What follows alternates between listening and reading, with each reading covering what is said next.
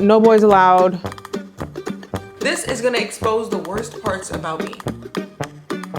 Why would a man be here? Kim, there's people that are dying. Lesbian vampires. I completely understand why you would hate this book. Removed her uterus. So good.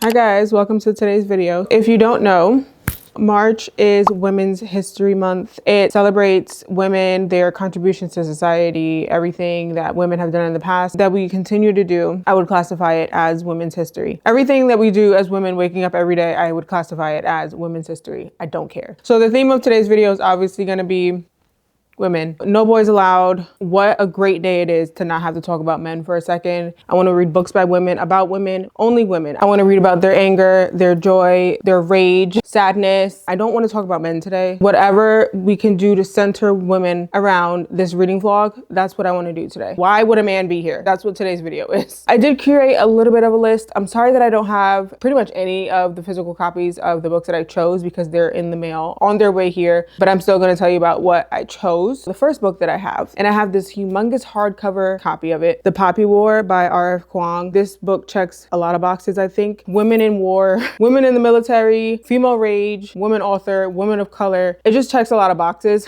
So I know that it's Chinese military culture. It is still fantasy, I believe. Blue Sisters by Coco Milor, By Her Own Design by Piper Hughley, My Year of Rest and Relaxation by Otessa Mosfeg, Bury Our Bones in the Midnight Soil by V.E. Schwab. Those are the books that I want to choose from. So we have a sapphic romance / fantasy, historical, literary fiction. I just wanted to jump on here really quick and give us probably a long introduction on the books that I have chosen for today's video. I will be back to give you guys an update. Bye. Never forget. I think one of those reasons most prefer your or her friend and forget you have a husband for her at home. That's just not right. Somewhere have, you know? If you both love each other for everything. I just want to be with her.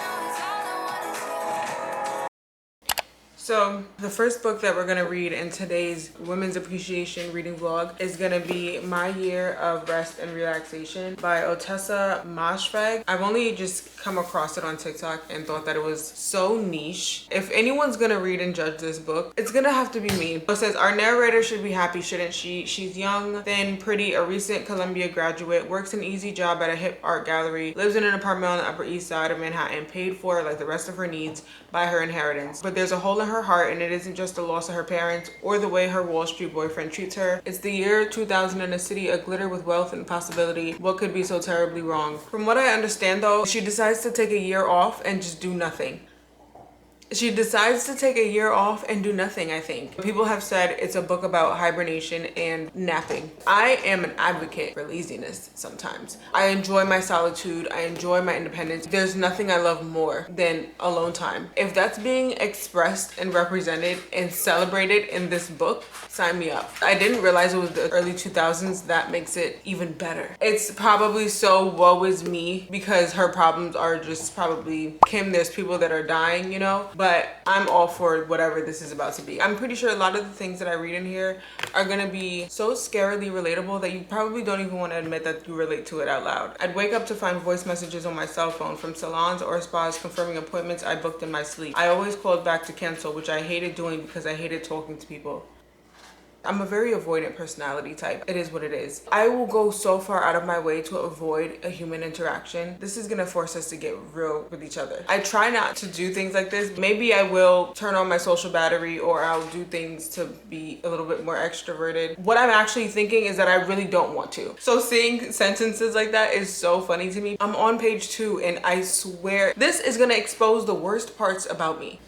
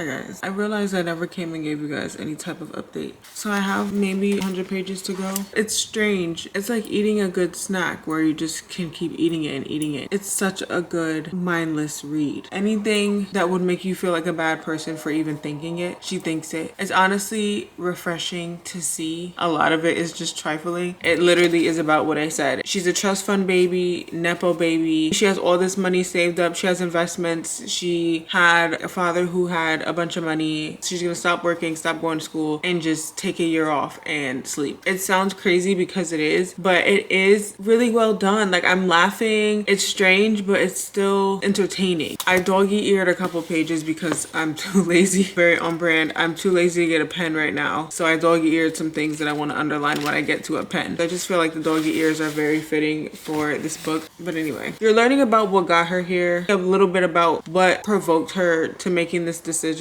You're learning about her parents. You know, on the first page or in the first chapter that her parents are dead. So we never meet her mom. Her mom is never really in a scene alive. It's really just her retelling of how she remembers her mom. It's so vivid, as if her mom is a character in this book. I feel like I know her mom. I feel like anything set in New York is automatically aesthetic, but then the fact that it's the year 2000, she's going to the bodega, she's wearing a fur coat on the train for no reason. The Chinese takeout, it was Christmas. You're literally reading about a very broken girl. I want to say narcissistic girl who is very unapologetic in the way that she chooses to go about her life. I always kind of gravitate towards characters that are unlikable. You're literally watching a 20-year-old girl self-destruct. She thinks that she's gonna come out the other end completely saved. She's gonna be like reborn is what she thinks is happening. I'm not at the end yet. This is not me spoiling. I just have no idea how this is gonna go. I don't know, but I'm really enjoying this. That's all I can say. I'm not gonna sit here and try to come up with some profound, deep, look for the hidden meaning update for you. I'm just having a good time. Now that I know this author is a little bit provocative, I wanna read more of this lady. I wanna read more of her books because this is very different from anything that I've ever read before, and I'm loving it.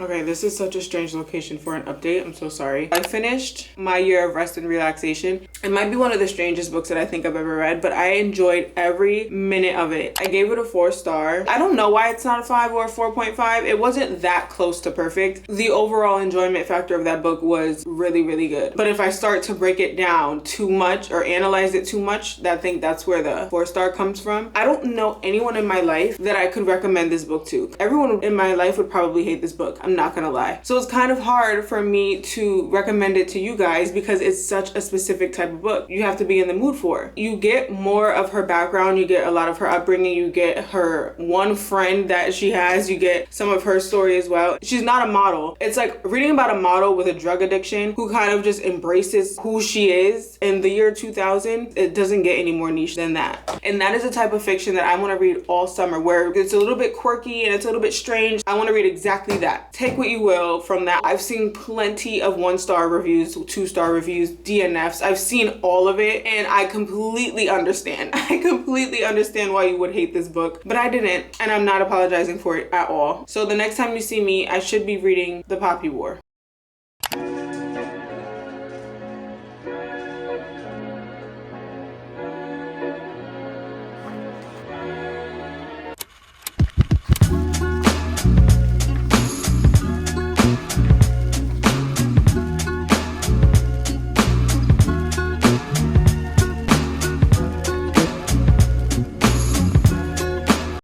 So I wanted to give you guys an update on The Poppy War. I'm still in the beginning. I'm on chapter 6, so I just got over 100 pages into the book, 19% so far. I was waiting for it to really grip me. I know this is like a cult favorite book. I know everyone loves this book, and I was waiting for it to start to feel like that to me. I was hooked from the beginning, but you know what I think it is? I'm not gonna lie to you. I think the problem is this book that I have. This hardcover is so heavy. It feels like a textbook. It's not comfortable on my pinky. I I think that might be the problem, because the minute that I switch over to my phone or my iPad and I read it on Kindle Unlimited, I feel much better. I think this version is gorgeous, but I can't read this. I cannot hold this book up and read it. I think that's literally the problem. It has illustrations in it that I'm missing because I'm reading it on Kindle Unlimited. Obviously, Kindle Unlimited does not have illustrations. I feel like the minute that I couldn't read anymore, it started to grip me. I'm just kind of really into it now. My lunch break ended and I had to go back to work. So we have Rin, who is from the more southern part of China. Every year or every couple years or something, they have this enrollment into the synagogue, this elite war school. Their ideal student is born and raised in northern China, was taught this growing up, has better circumstances. That's the typical student's background. Rin getting in, already the underdog. Obviously she has something to prove. I just got to the part where she's like, you know what, I've had enough. I need to show these people that I belong here, and she's about to just train, learn, study, and all that. It just started to get a little bit more interesting. I don't really have too much else to say. I really just wanted to get on here and tell you guys that I made it 100 pages in. I am starting to feel the motivation to continue. I used my credit on Audible for the audiobook. I want to immersive read for a little bit. I don't want to look up any spoilers. I don't know who the love interest is at this point. It's not a romance. Right now, at least, it's not focused on that. I don't even know where that would come from, because what I'm thinking it is, I don't think it is. So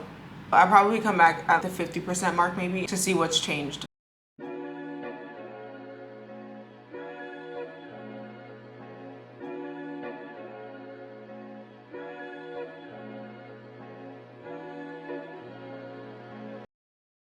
I've been reading this book for a minute now. I have this much to go. I really have to finish this book today. I cannot bring this book into another day. I'm on page 418, so like 150 pages almost to go. So as far as updates go, it is going well. I would say I'm not getting 100% like 5-star, 6-star God tier feelings yet. I know that the ending is what has everyone so shook, so maybe that is what's gonna take it over, but I don't know if it's because it's just taking me so long to read it. I can't take too long to read a book because it just takes me out of it, and that's just like a personal thing. Rin's not my most favorite character that I've ever read about, but she is the type of character that I do like to read about. She's very headstrong. She doesn't listen. She's very independent, maybe a little cocky. Like, I just kind of like that type of personality. But her issue is, number one, she's young. She thinks she knows it all and she doesn't listen to reason. That's really frustrating to read, because you have all of these mentors and all this leadership you should be listening to because you're in the middle of a damn war, and she thinks that she knows best. That's a little frustrating to listen to. I'm sorry, I don't mean to keep stopping. I need to finish this tonight. I have nothing else to do but read this book, so I'm gonna get started. 7 chapters left, and this is like the last almost 100 pages, so this is where it really should go crazy, right? BRB.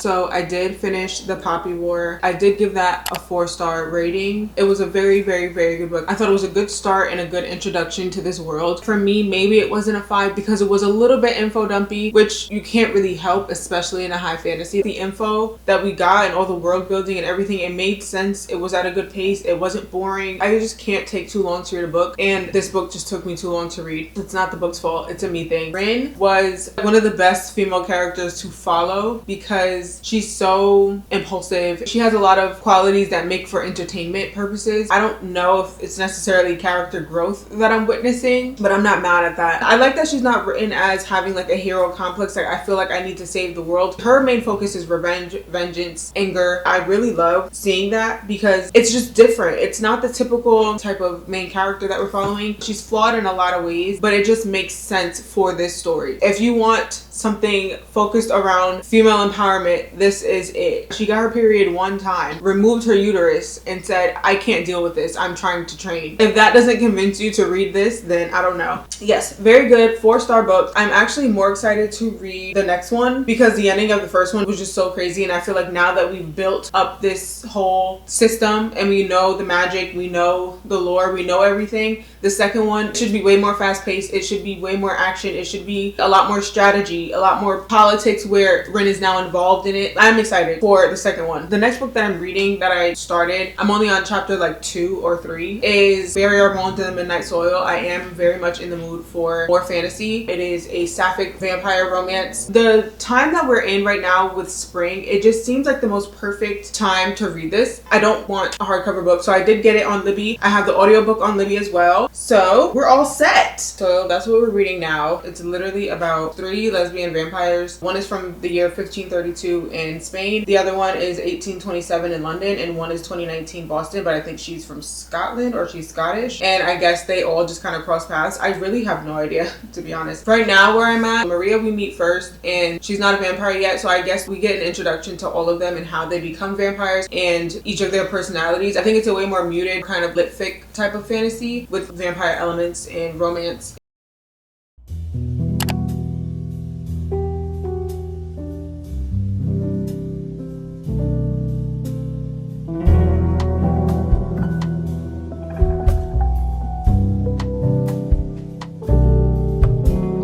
I'm actually really excited about reading this. Like, you guys don't know how long I've had this on my list. I've had this book on my list for a long time.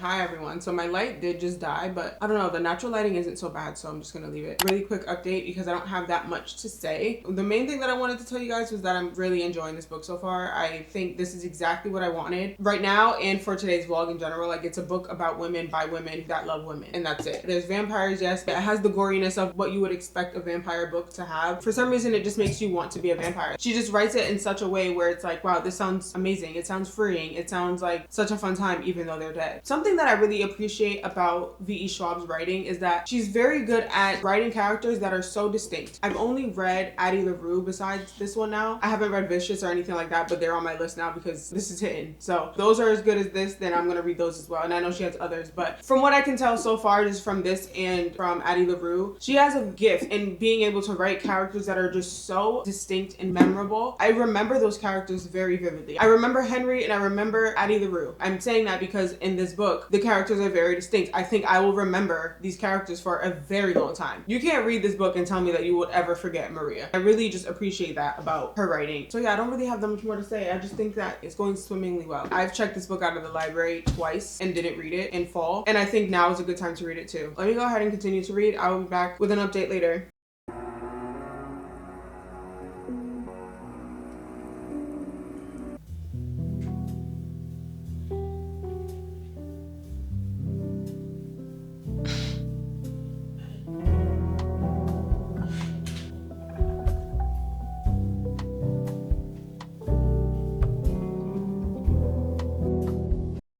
Hi guys, so I'm back for an update. I'm almost done. I'm gonna finish it today for sure. For a second, I was a little bored. For just 1 second. And then I saw a ballroom scene and I was back in it again. From the 40% to where I am right now, I've been in love with this book. The way that two of them meet is through courting, the ballroom, that whole like Bridgerton type of situation. So sold. Besides that, it's just very beautiful writing. Like I said, it is more of a literary fiction type of vampire book. It is very much about vampires, and all of the vampire lore that we know about is represented in this book. It is romance, it is sapphic, it is all of the things. So far where I'm at, I do really love what's going on. My favorite out of all of them is going to be Charlotte. Like, Charlotte is such a good spirited girl. Like, I don't know, she's just such a girl. There are moments where I find myself getting a little bit removed from the story, and it usually is when we have flashbacks for Alice. I'm waiting for it to start making sense and be important to the story because her flashbacks kind of bore me. We've seen the other two's beginning to present. We've seen those chapters play out, and then for Alice, they'll just throw a flashback in the middle of her doing something else. I don't care, you know? There has to be a reason for these flashbacks, and I'm waiting for it to start clicking. Other than that, they're kind of just boring me. I am going to continue to read. I am going to finish it today for sure. I'm getting like 4-star feelings from it. It could go up depending on how it ends. It could go up or down depending on how it ends. Okay, bye.